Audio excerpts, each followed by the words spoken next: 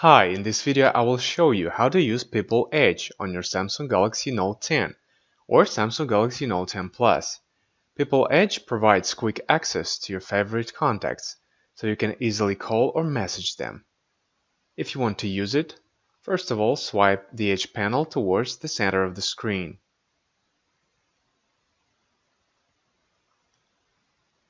And go to Settings. Tap People Edge. Tap Edit.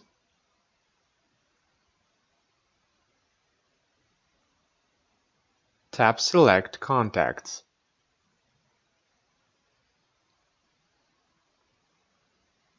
Select the contacts you wish to include into People Edge and then tap Done.